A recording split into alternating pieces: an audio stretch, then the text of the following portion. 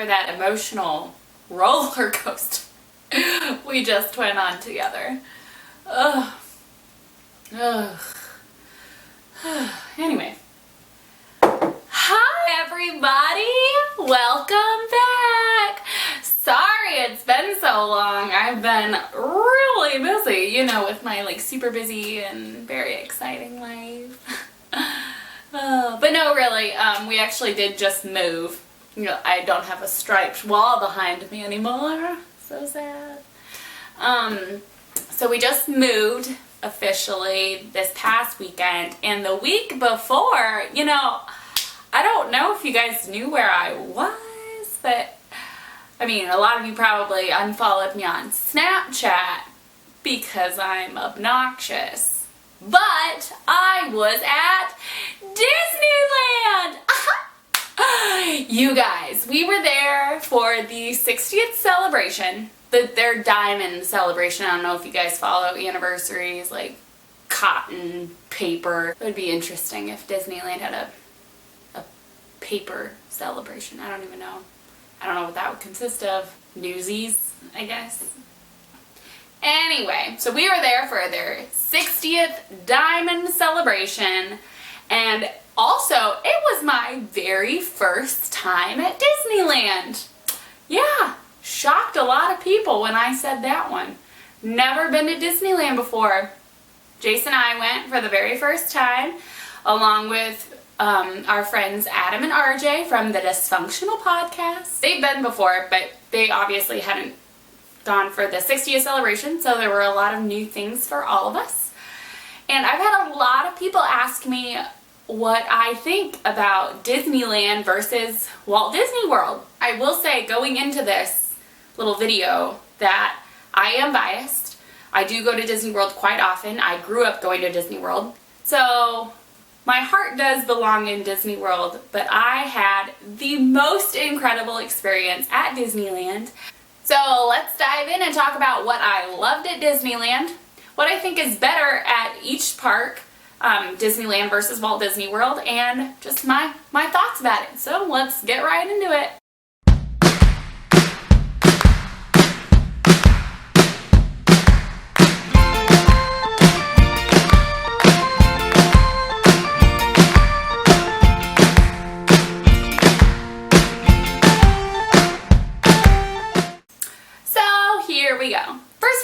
Talk about some merch I got.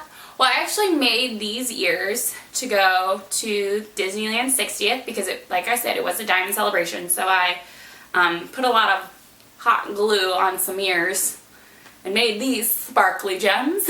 And I also came away with this adorable Disneyland mug. I like how the handle is the Disneyland-y.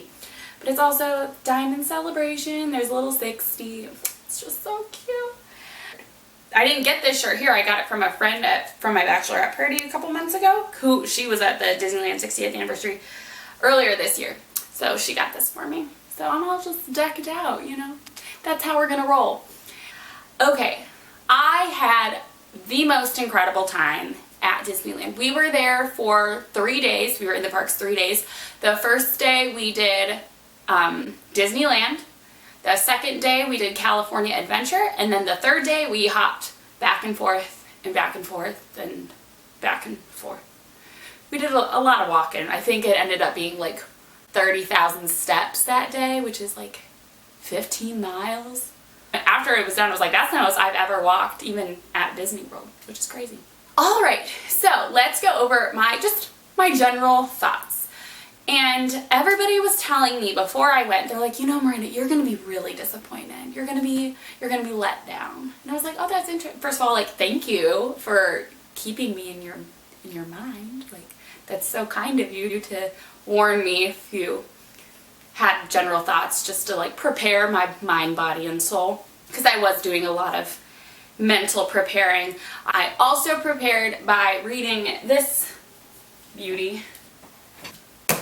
This lovely work of art here,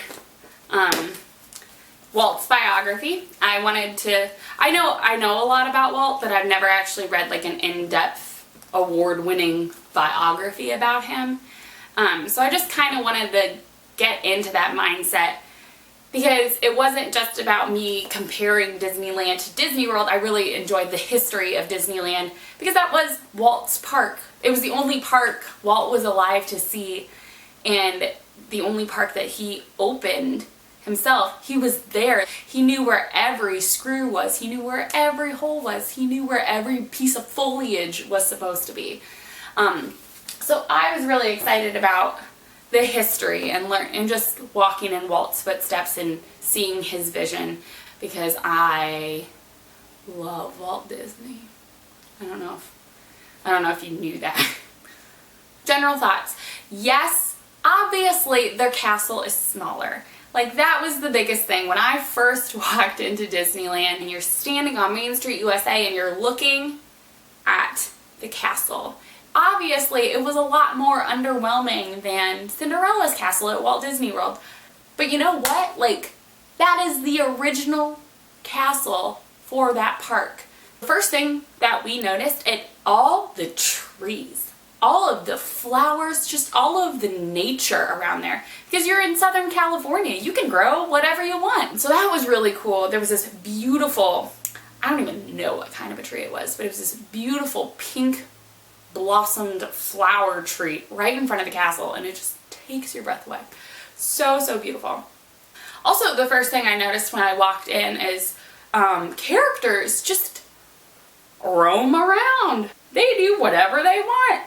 I don't know if any of you have actually witnessed me at a Disney park. I mean, there's probably only 7 of you that watch this and have been to a park with me, and so you know, I get a little excited about characters when I stand in line. There was no way for me to prepare for walking around the Partner statue and seeing Mary Poppins and Bert just strolling. So what do I do naturally? No, the answer is not go up and ask for a picture like a normal human being. What we did was we stalked behind them about 5 feet and stared like this. Until eventually they felt the energy, felt the awkward energy, and turned around and said hello. And no, we didn't say hello back. We just giggled like 5-year-old children and ran away. And when I say we, I don't mean Jason, I mean Adam and me. Like, it's most of the time. We're just kind of same-minded like that. Children. So, that was really cool. They also didn't have any attendants with them, so they were really able to do whatever they wanted. Another thing to note about Disneyland versus Walt Disney World, they still have their paper fast pass system.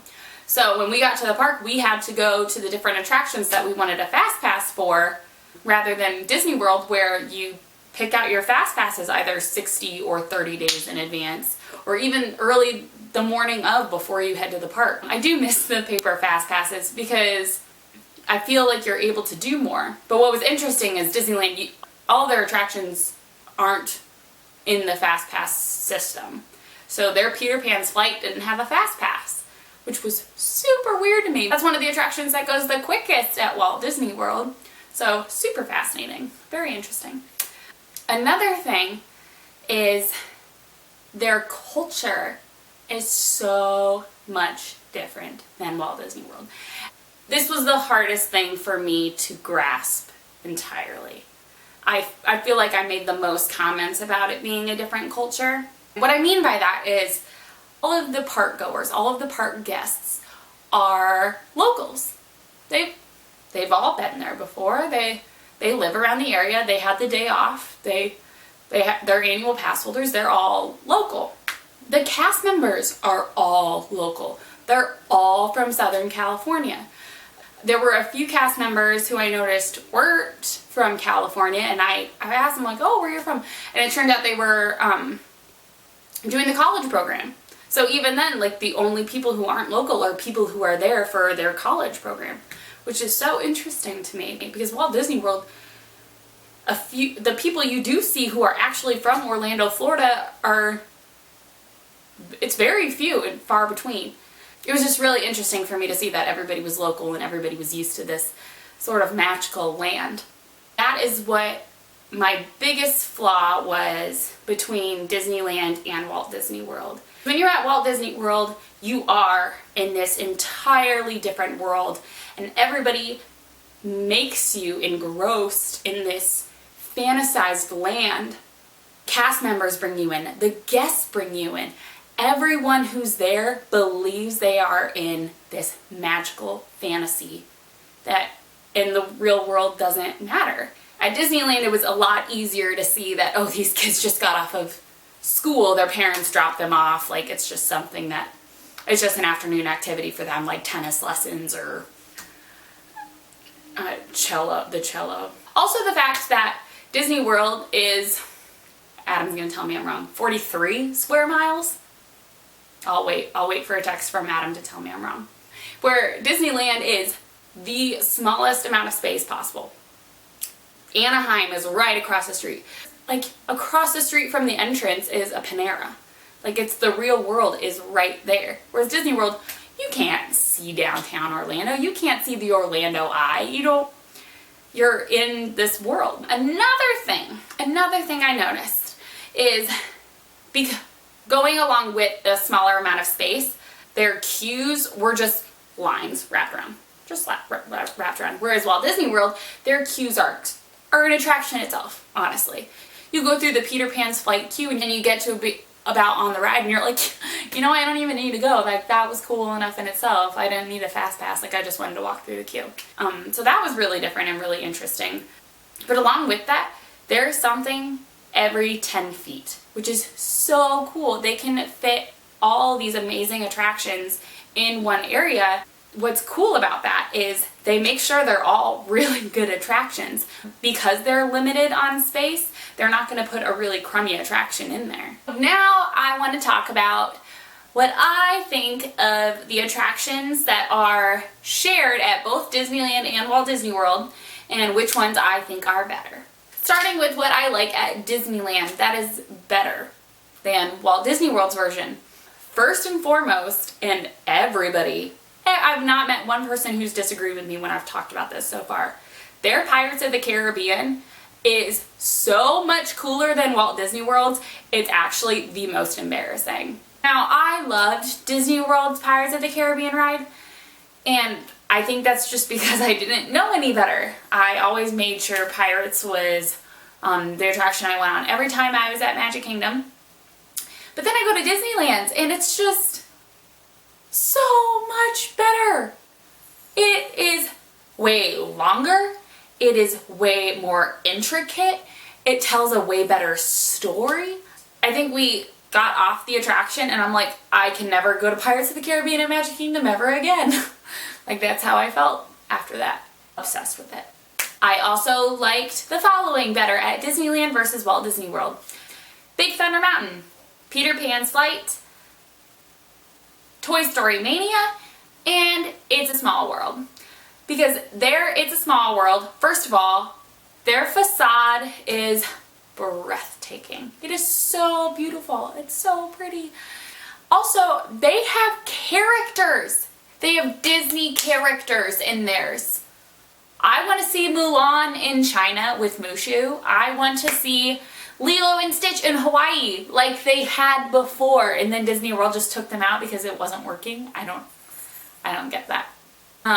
So those are the ones that I like better at Disneyland.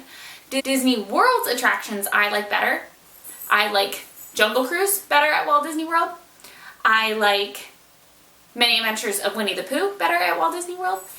And Disney World's Tower of Terror is much better than Disneyland's. Now, I know a lot of you are like, you don't know that.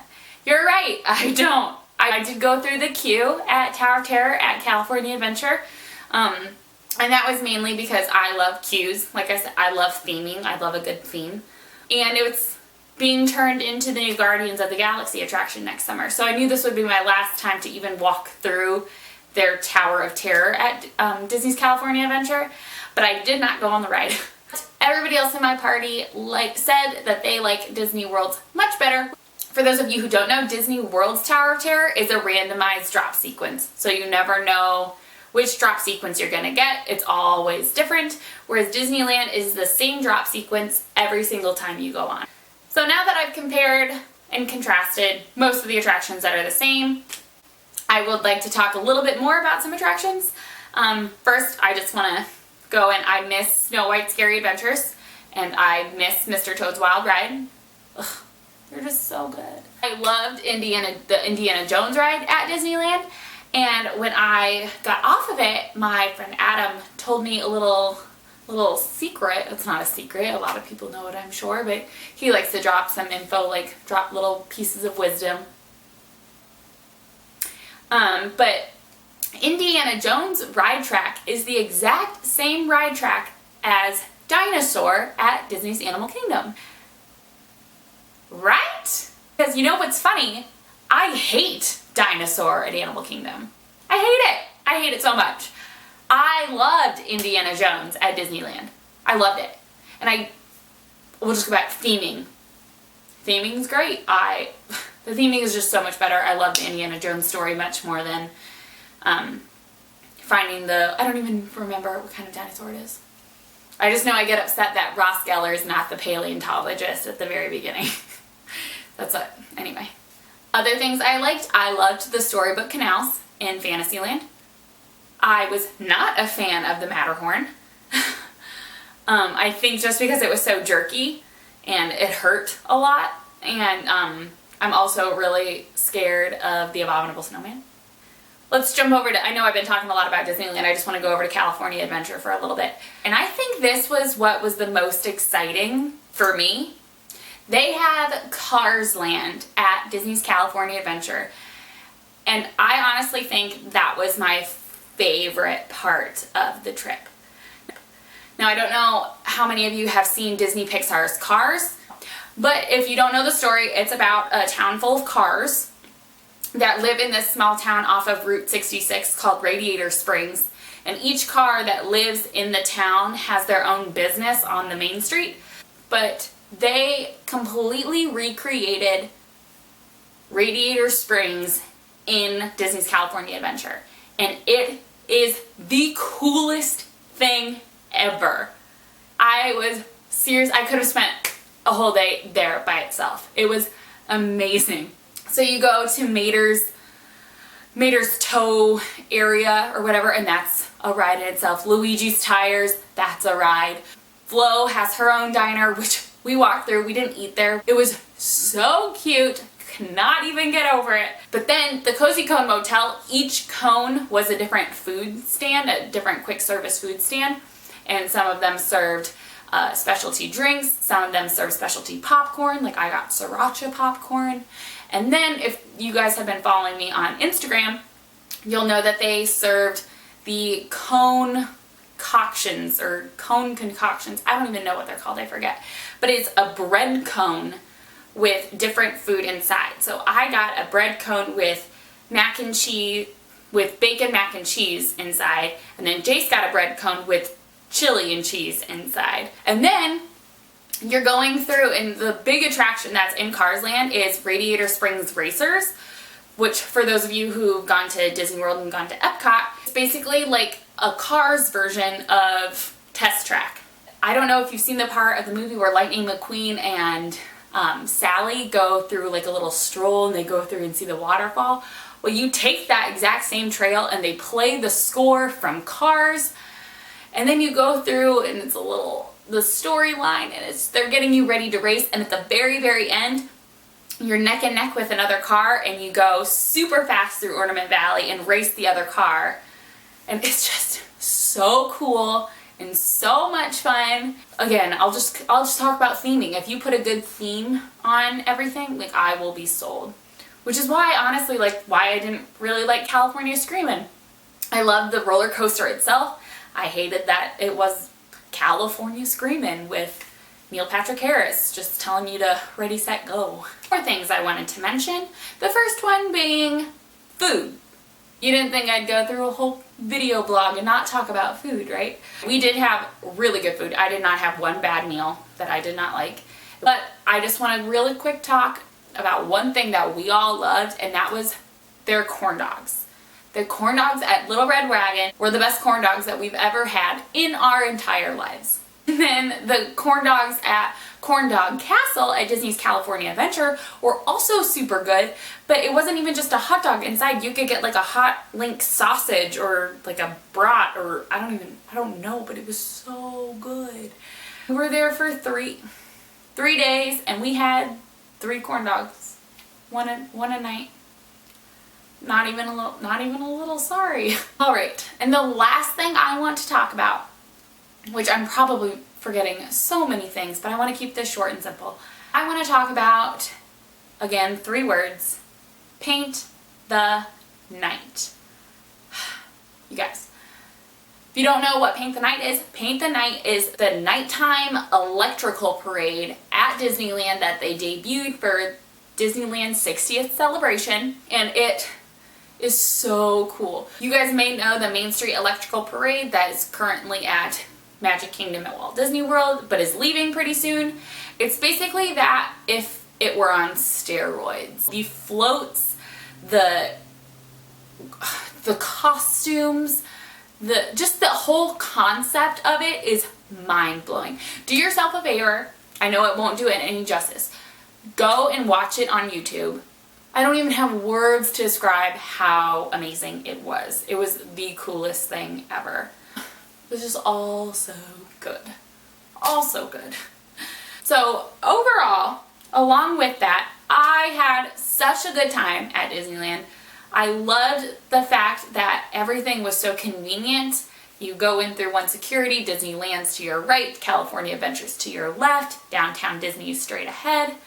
Jace did say when we left that he wanted to come back for the 75th, so we'll see you in 15 years, Disneyland. I'm gonna be so old.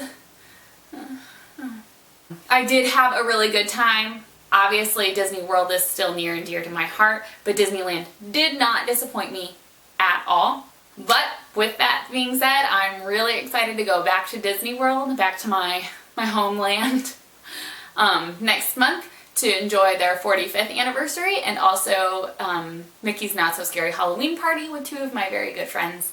I'm very excited, and I am just so glad that I had such a good experience at Disneyland, and I just grew to love this company so much more and just wanted me to keep exploring and keep the magic alive within myself. And not that I've ever seen it dwindle or see it die down at all, but it just really reiterated the fact that I'm very passionate about Walt Disney and all of his visions around the world.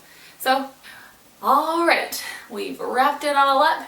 Now don't forget to like my Facebook page and follow me on Instagram at Magical Moments by Miranda. Also be sure to subscribe to my YouTube channel. Now that I'm settled in, I will try and make a video every other week. So definitely let me know if there's a topic that you want covered or if you have any other questions as well. I have my own list going, but I'd love to hear what you guys would like to hear about. So, alright, I will see you guys in 2 weeks. Thanks for stopping by. See ya!